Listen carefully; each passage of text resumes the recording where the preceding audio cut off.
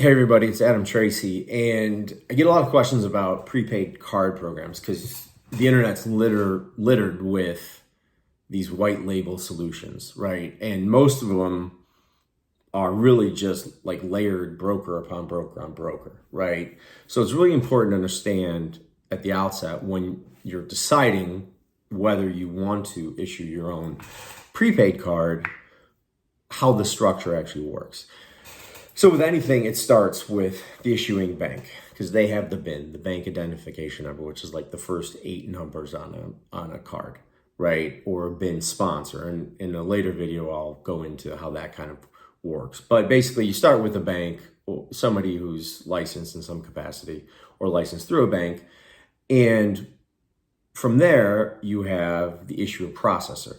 The issuer processor, sometimes called an acquirer, is like a payment gateway, right? They collect the charge, the data, right, as it relates to that. That goes to the card network, the third party, which is Visa, MasterCard, Discover, etc. And then it goes back to the issuing bank. The debit's made, winds up in the merchant's account. Everybody's happy, right? The transaction loop is closed.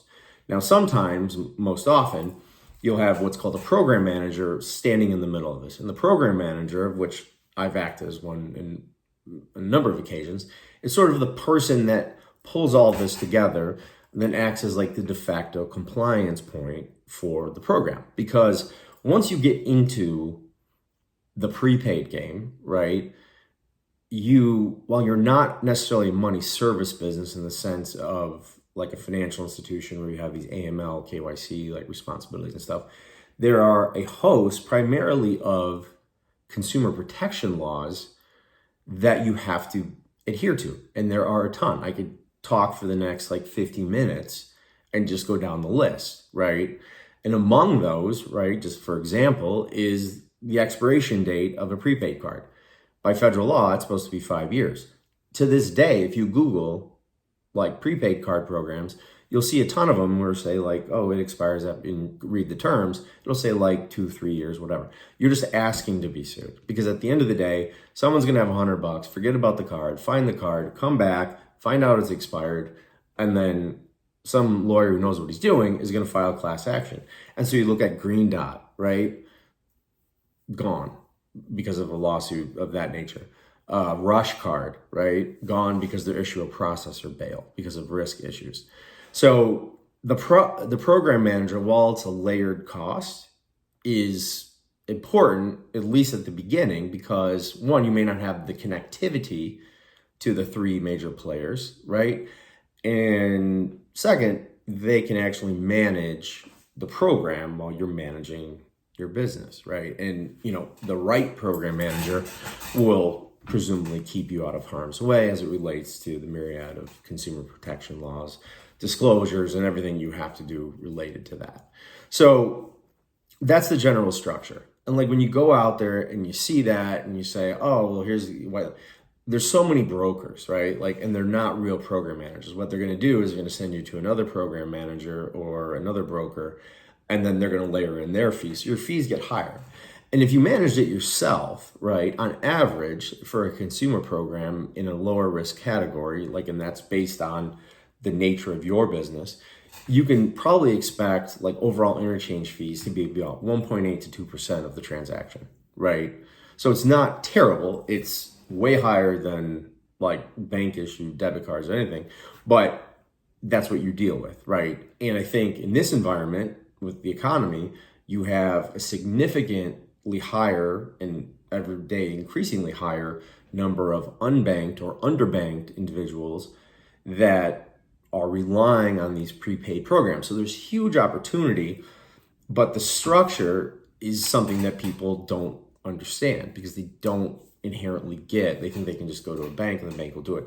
That's unfortunately not how it works, right? So when you're talking about prepaid, I think unless you have the connectivity, you're in the space, like the program manager route is the best way to go.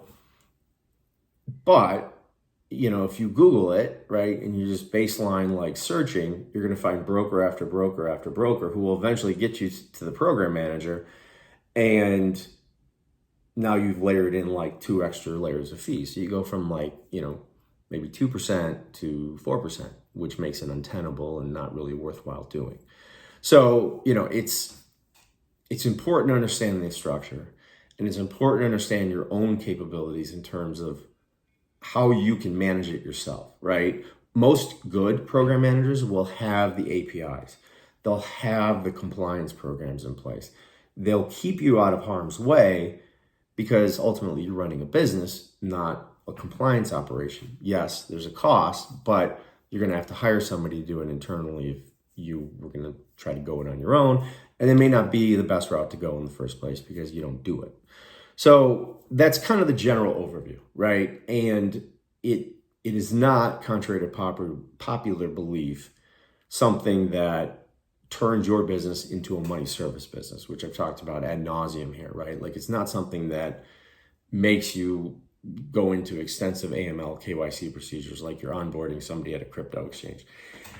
It's not like that at all. But there are requirements, and they mostly fall on these somewhat arcane consumer protection laws, which again, I could go on for hours, and I encourage you to contact me if you have questions, but it's more dangerous from an operational standpoint to ignore those than anything else, right? Because prepaid card programs work, they work well, but the overwhelming majority fail for compliance reasons, right? And a fundamental, in my experience at least, a fundamental lack of understanding of who the players are and what you effectively owe all of them to, or you get a program manager who just doesn't know what they're doing.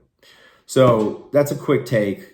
I encourage you to reach out to me to get into detail. Like I said, I don't want to talk for an hour, but that's kind of the lay of the land and how the flow of funds and data actually work, right? So definitely hit me up, adam@adamtracy.io. Happy to answer any questions you have, and I'll talk to you next time. Cheers.